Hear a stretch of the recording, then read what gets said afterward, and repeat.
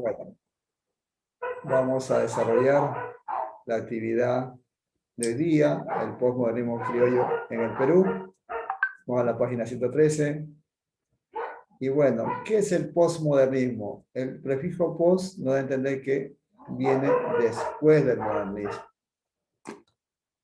En este periodo, digamos así, se manifiestan grandes escritores peruanos, digamos, que surge debido al cambio que se da. Si nos acordamos que el modernismo surgió en América y de ahí se expandió en el mundo, el postmodernismo, digamos que sufre algunas variaciones.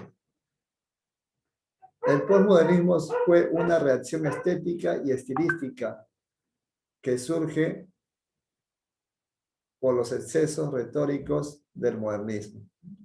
La narrativa se interesa por la lucha del hombre contra la naturaleza. Eso lo puede manifestar a través de Rómulo Gallegos, Horacio Quiroga y en el caso de Perú, con el movimiento Colonia, que eso lo vamos a ver más adelante.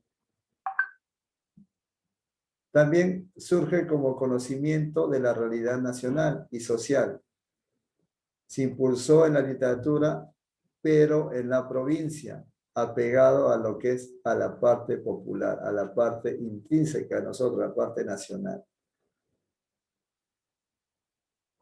La literatura se orienta a una finalidad práctica. Impulsó el nativismo, o sea, digamos, narraciones propias del entorno nativo. Busca producir una representación verosímil de los ambientes sociales, o sea, una representación de la verdad, de lo que sucede en diferentes aspectos, cotidiano, de la vida diaria. Digamos que es la primera manifestación que hace ese tipo que se conozca, que se vea más lo que es la parte social. La inclinación hacia lo autóctono, hacia lo nuestro. Sencillez técnica y el narrador omnisciente. Cuando hablamos de narrador omnisciente me refiero a aquel narrador que todo lo ve, hasta todo lo puede predecir. Es muy diferente a un narrador en tercera persona o un narrador en primera persona o también un narrador protagonista. No, el narrador omnisciente es todo lo ve. Entre sus máximos exponentes tenemos a Perico More, Alberto Hidalgo y también a José Carlos Mariátegui. En el caso de José Carlos Mariátegui es algo muy particular, ya que José Carlos Mariátegui, él, digamos que fue un autodidacta. Él aprendió a leer y a escribir. No necesitó ir al colegio, no necesitó de repente que de alguna manera u otra desarrollar más su aspecto literario, ¿no? Bastó que le enseñaran a leer y a escribir y ella empezó a desarrollar todos sus aspectos de conocimientos literarios y sobre todo ideológicos, ¿no? O en el caso de José Carlos Mariátegui, él es un ideólogo, ¿no? Su obra principal, 7 ensayos de la realidad peruana.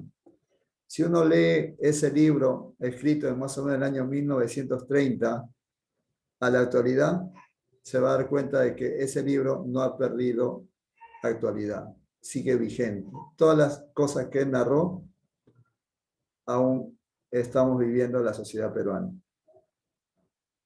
José Carlos Mariátegui murió muy joven, a la edad de 35 años.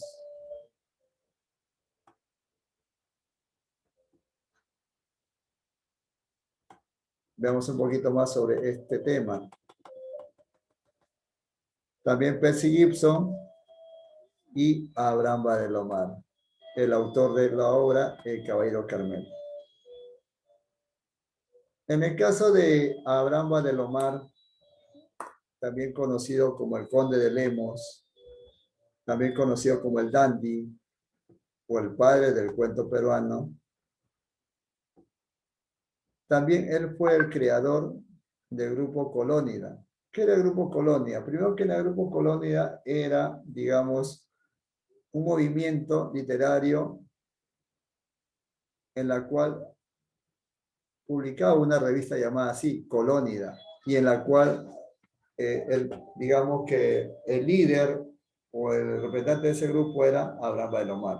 Está integrado por otros grandes literatos también, que de alguna manera tenían ciertas, o compartían ciertas ideas con Abraham Bailomar. Este personaje nació en San Andrés. San Andrés queda en Pisco. Si nos fijamos acá, estará más o menos a 3 horas de Lima. En el año 1888. Pisco es una caleta de pescadores. Te estoy haciendo referencia porque de ahí más o menos es donde él se inspira para narrar sus cuentos, ¿no? Es una caleta de pescadores en la cual tú vas y la labor principal que realizan ahí es la pesca. Te puedo decir, si algún momento te vas a San Andrés, te recomiendo que te comas tu pescadito frito con su pan y su ensalada criolla y su vaso de café. Un gran alimento que te permanece bien en todo el día, ¿no? Él llega a estudiar en Lima, en el Colegio Guadalupe. Ahí conoce a César Vallejo, que en ese entonces era profesor de literatura en ese colegio, ¿no? Ahí también desarrolla su vocación artística y también su aspecto narrativo. Incursiona en la política, sí, en este caso con Guillermo Billinghurst. Él pudo viajar a Europa y a Estados Unidos durante ese gobierno, ¿no? ¿Revolucionó la cultura nacional? Claro que sí. Cuando se convirtió en danístico líder del Café Palais Concert, ubicado en el Jirón de la Unión. Con respecto al Palais Concert, hay una frase que él decía siempre, ¿no? A él lo conocían como el dandy. Dandy quiere decir el caballero, el que se viste, digamos, perfectamente bien, digamos, ¿sí? Que bien peinado, con el terno, con la corbata, el gabán, digamos que es una persona pulcra. Ahí se puede ver en la foto, ¿no? Exquisitamente bien vestido. Por eso le decían el dandy.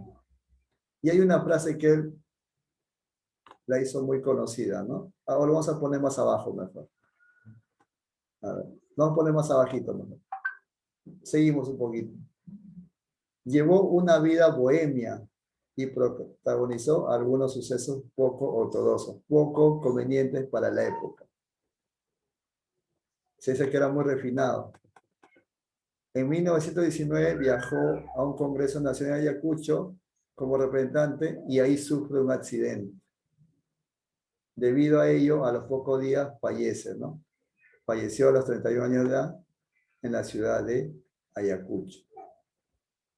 Se dice que se cayó un pozo, se dice que lo empujaron, se dice que varias cosas de ese hecho, pero hasta el momento no hay ninguna historia esclarecida, ¿no? Todo ha quedado ahí, digamos, en el anonimato. ¿Qué es lo que pasó cuando él fue a Ayacucho? No se sabe.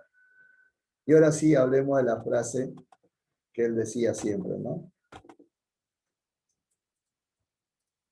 Por ejemplo, decía, Lima es el jirón de la Unión. El jirón de la Unión es un lugar en Lima. El jirón de la Unión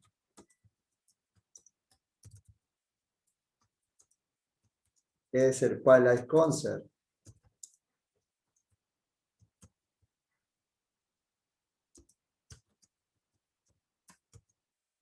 Lo reduce un poquito.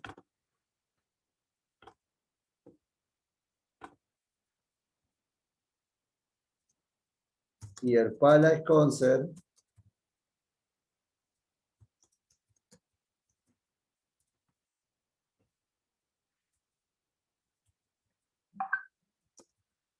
soy yo. ¿Qué quiere decir con esta frase? Me faltó una parte, mira, me faltó una parte. El Perú es Lima. El Perú es Lima.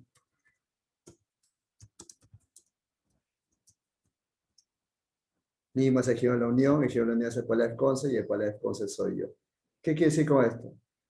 que Lima generalmente es una sociedad en la cual converge a todos, que aparentemente está unida, pero a la vez está dividida.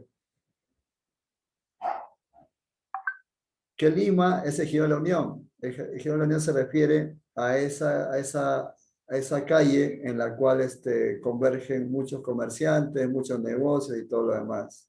Y dentro del Ejido de la Unión había lo que era el Palacio Conce. El Palacio Conce era un lugar donde la gente aristocrática, la gente de poder, se reunía en ese lugar para poder conversar o para poder de repente entablar algún tipo de diálogo o negocio. Más que todo era en ese aspecto.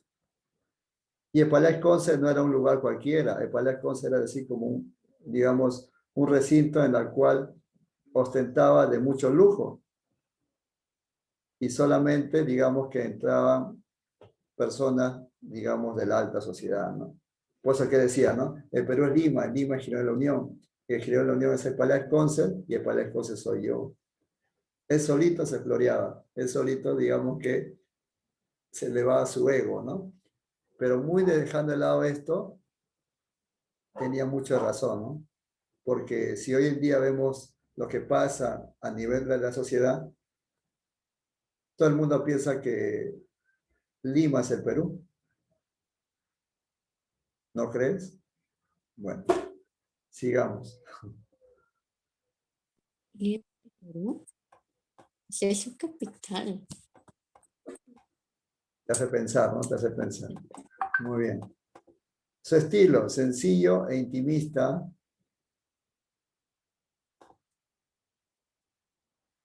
de tono nostálgico, porque narra de repente en el Caballero Carmelo parte de su historia de ternura hogareña y melancólica y cultiva un lenguaje elegante y cadencioso. Esas son las características de lo que se refiere de